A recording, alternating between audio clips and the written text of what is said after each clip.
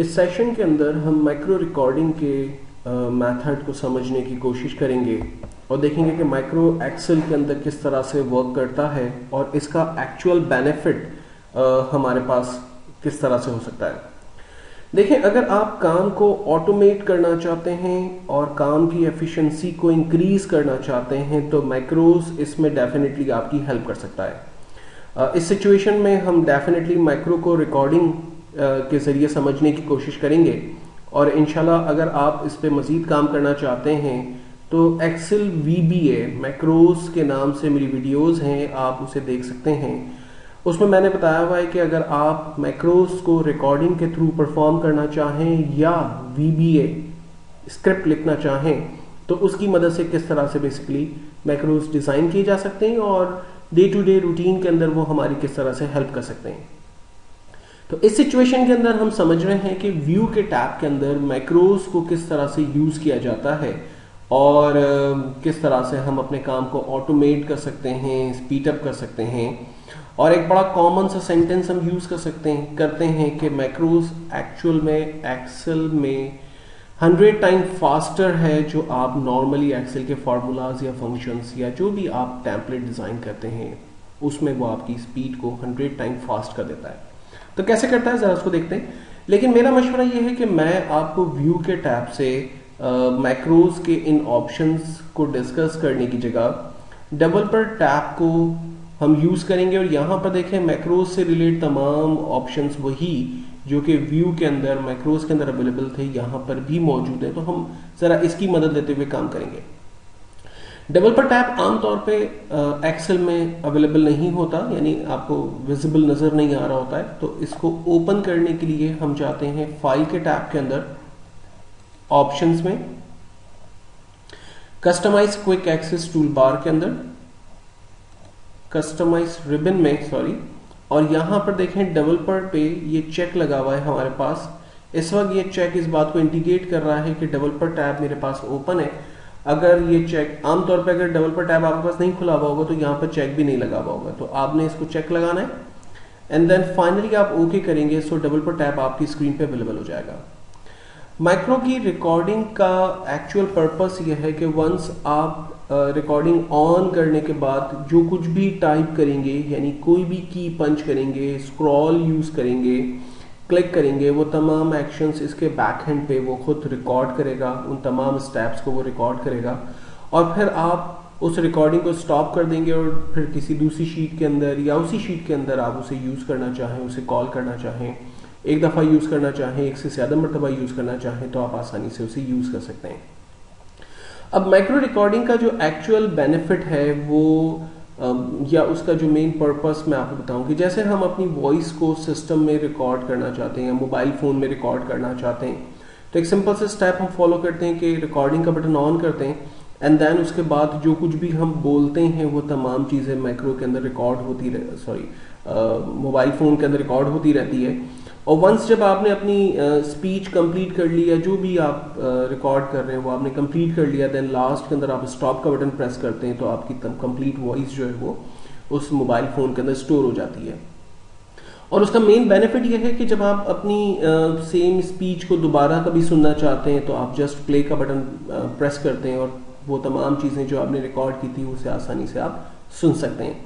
तो यही मकसद एक्चुअल में मैक्रोज का है कि आप अपनी तमाम स्टेप्स को, इंफॉर्मेशन जो भी इंस्ट्रक्शंस हैं, चाहे वो फंक्शंस है, फार्मूलाज हैं, चाहे वो टेम्पलेट डिजाइनिंग है, चाहे वो फॉर्मेटिंग है, जो कुछ भी है उसे वंस आप रिकॉर्डिंग बटन ऑन करने के बाद परफॉर्म करें और वंस जब आप अपनी तमाम एक्टिविटी परफॉर्म कर चुके तो लास्ट में आप स्टॉप बटन प्रेस कर दें एंड देन उसका बेनिफिट यह है कि आप जब चाहें जितनी दफा चाहें उसे यूज कर सकते हैं। तो उसको हम स्टेप बाय स्टेप देखने की कोशिश करते हैं। सो माइक्रो को रिकॉर्ड करने के लिए सबसे पहला स्टेप आपको डेवलपर टैब के अंदर रिकॉर्ड माइक्रोज में आना है। रिकॉर्ड माइक्रोज में आने के बाद आपसे माइक्रो का नाम पूछता है कि आप अपने माइक्रो को किस नाम से रिकॉर्ड करना चाहते हैं। इस सिचुएशन पे फॉर एग्जांपल मैं अपने माइक्रो को फर्स्ट माइक्रो के नाम से रिकॉर्ड करना चाहता हूं और मैंने यहाँ माइक्रो का नाम डिफाइन करते वक्त कोई स्पेस नहीं दिया। ये ख्याल रखिएगा कि आप जब आप माइक्रो का नाम डिफाइन करेंगे तो उसमें कोई स्पेस नहीं होगा। अगर आप स्पेस देना चाहते हैं तो बेस्ट ही है कि आप अंडरस्कोप का साइन यूज करें, ताकि इटसेल्फ वो दो वर्ड सेपरेट भी हों लेकिन सिस्टम उसे कंसिडर करे एक ही वर्ड के अंदर। आप यहाँ पर कोई नेम न्यूमेरिकली डिफाइन नहीं कर सकते, यानी 1 2 3 4 नंबर देकर आप माइक्रो के नेम्स असाइन नहीं कर सकते।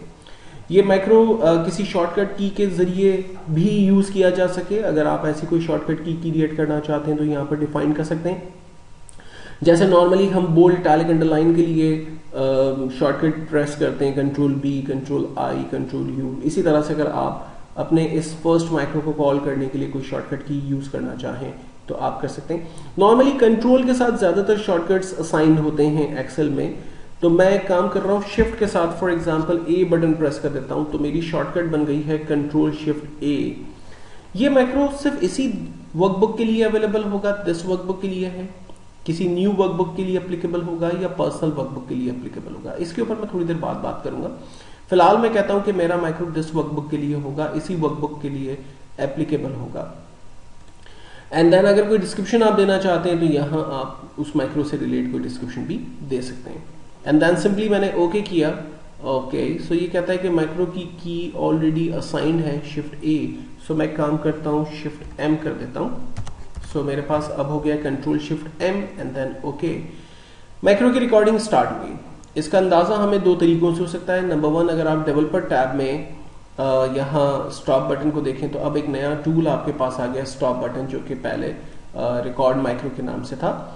और लास्ट में अगर आप अपने स्टेटस बार को देखें तो यहाँ पर भी स्टॉप का एक बटन आपको अपीयर हो गया है, नजर आ रहा है। आप इस पर क्लिक करेंगे तो आपकी रिकॉर्डिंग जो है वो स्टॉप हो जाएगी। लेकिन फिलहाल तो मुझे अपनी रिकॉर्डिंग को स्टॉप नहीं करना है और मैं चाहता हूँ कि यहाँ पर कोई टेक्स्ट वगैरह टाइप करूँ। जो भी की मैं यहाँ प्रेस करूँगा वो की रिकॉर्ड होगी।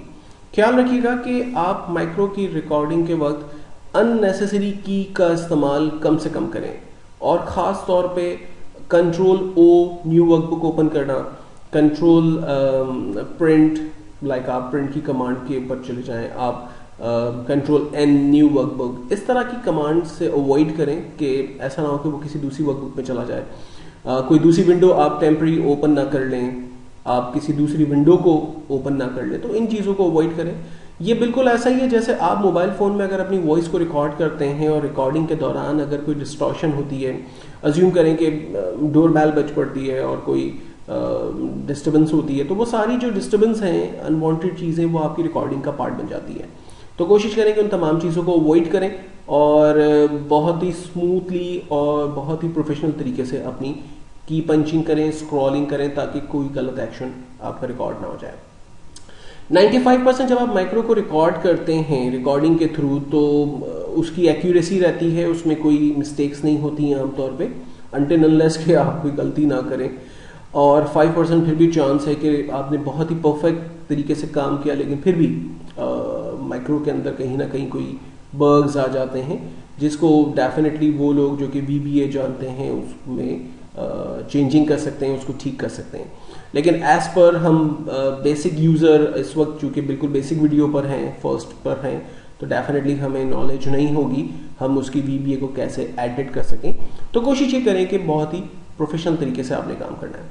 अब माइक्रो की रिकॉर्डिंग ऑन करने के बाद मैंने करना यह है कि सिंपली अपना नाम टाइप करना है। सो मैंने जस्ट अपना नाम टाइप किया सेल A1 पे और सिंपली उसे ड्रैग कर दिया सेल A10 तक, और ये मेरा सिंपल सा स्टेप जिसमें मैंने सेल A1 से A10 तक कुछ नेम्स टाइप किए हैं, कॉपी कर दिया, उसे रिकॉर्ड कर दिया। रिकॉर्डिंग कंप्लीट होने के बाद अब मैं इसे स्टॉप कर देता हूँ। स्टॉप करने के बाद अब ये माइक्रो मेरा कंप्लीट हो चुका। अगर मुझे इस माइक्रो को दोबारा रन करना है तो डेफिनेटली यहाँ पर मैंने टेक्स्ट लिखा था, इस टेक्स्ट को मैं इरेज कर देता हूँ, और यही माइक्रो अगर मुझे दोबारा रन करना है तो अब की बार मैं चला जाता हूँ मैक्रोज के अंदर। मैक्रोज की विंडो के अंदर जो जो मैक्रोज आपने रिकॉर्ड किए होंगे वो तमाम आपको बताएगा। आपकी स्क्रीन पर आई बिलीव के एक ही माइक्रो नजर आ रहा होगा फर्स्ट माइक्रो के नाम से। मेरे पास ऑलरेडी 4 माइक्रोज इसलिए नजर आ रहे हैं कि मैंने पहले से उन्हें रिकॉर्ड किया हुआ है। लेकिन आप अपने माइक्रो को सेलेक्ट कीजिएगा एंड देन फाइनली आप रन के बटन पे क्लिक कीजिएगा। आप देखें जो भी एक्शन आपने इस पे रिकॉर्ड किया था वो एक्शन रिपीट हो गया, यानी जो नेम्स आपने रिकॉर्ड करवाए थे और जिन सेल्स पर आपने कॉपी किया था, जस्ट आप माइक्रो को यूज करते हैं वो आपके पास एक्शन जो है वो टाइप हो जाता है। और शॉर्टकट की भी हमने प्रेस की थी कंट्रोल शिफ्ट एम। सो मैं कीबोर्ड से control shift M button press कर रहा हूं, आप देखें ये तमाम स्टेप्स जो है वो मेरे फॉलो हो गए।